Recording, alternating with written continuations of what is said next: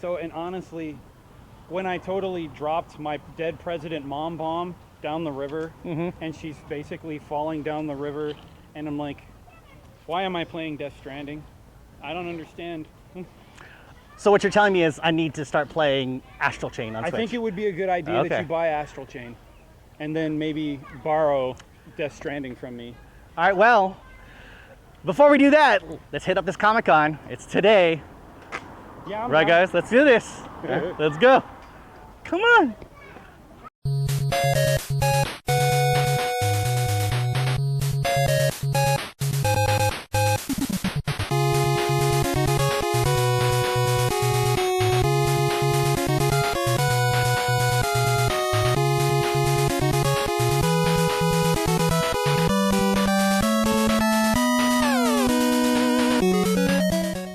I'm Sean Vander, and this is Word Vomit Productions. Word Vomiteers, I swear to God, if it wasn't for the fact that I couldn't make it as an astronaut, or a fireman, or even being the unofficial sidekick to Superman, I would be a Ghostbuster through and through.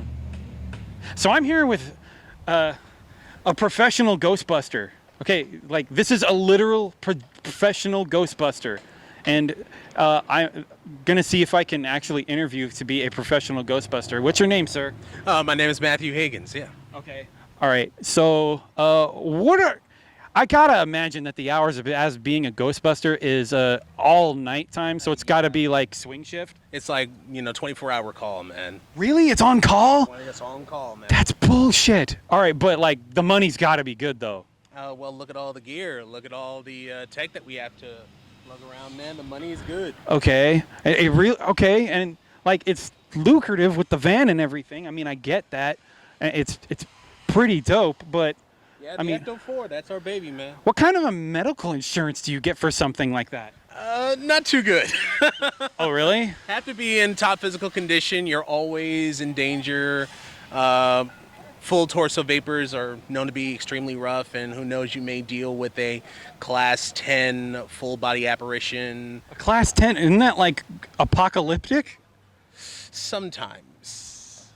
Okay, and you can't bust alone, so you can't just be by yourself doing it, right? Ghostbuster rule number 1, never go at it alone. Oh, okay, cool. So, but you're like right now you're just out after work or something, and you're like, hey, just going around, spreading, knowledge of our organization.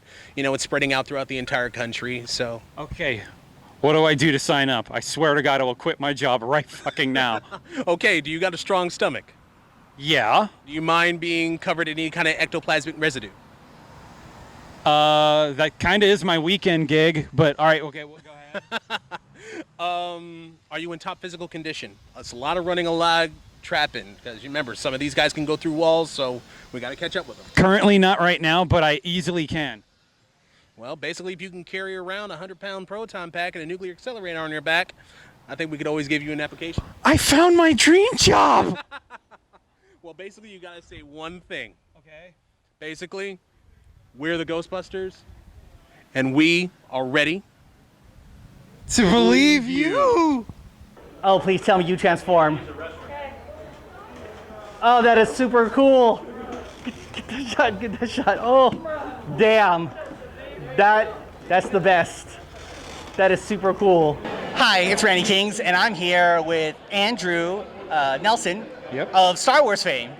Yep. Now, if you don't know who he is, well, now you're going to know, because he is Darth Vader. Now, I'm sure you're wondering, hey, he doesn't sound like Darth Vader in the movies.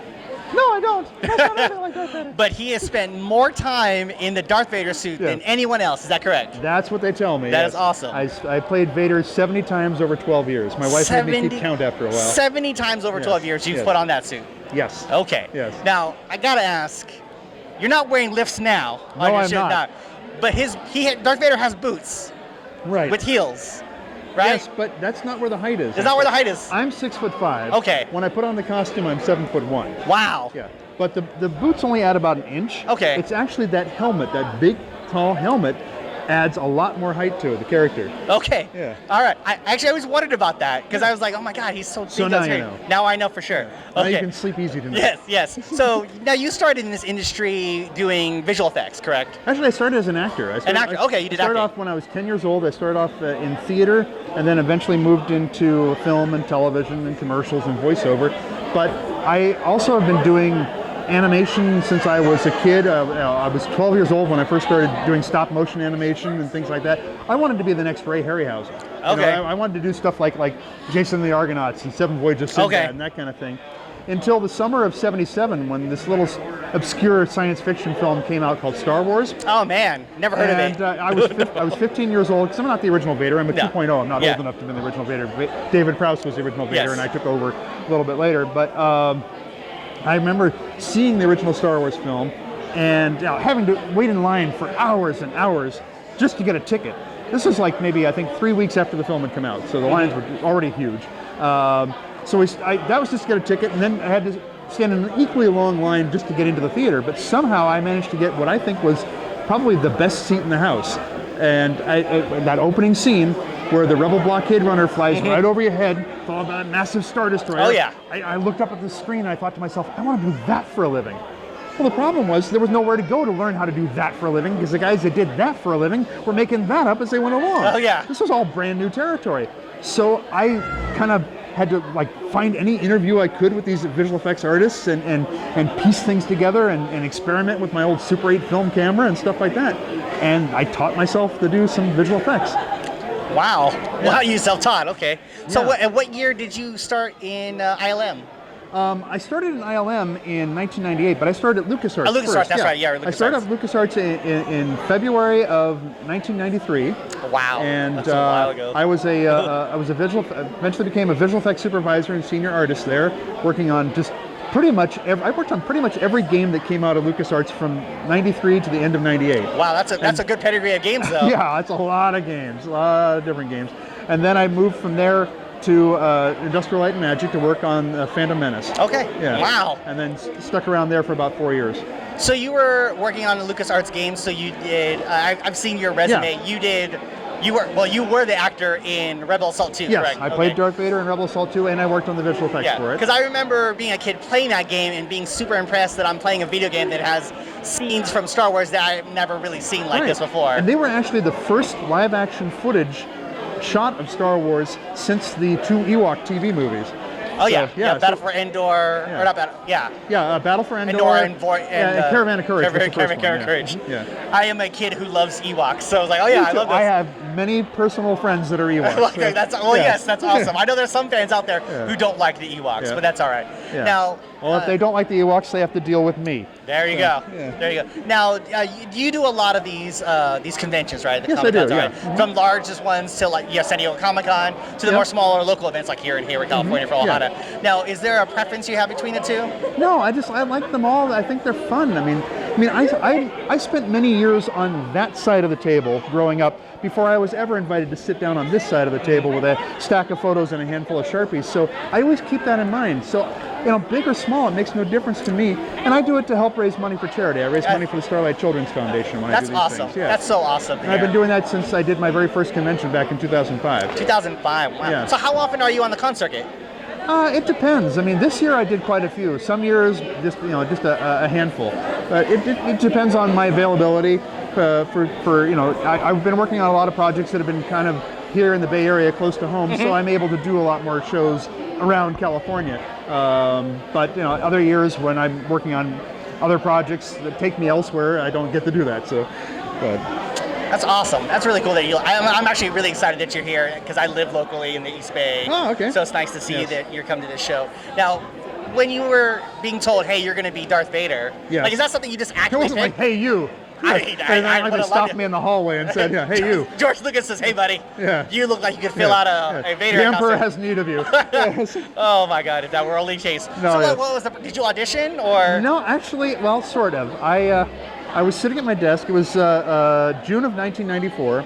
I'm sitting at my desk at LucasArts, doing my job, minding my own business, and my phone rings. And it's the head of public relations who was upstairs from me.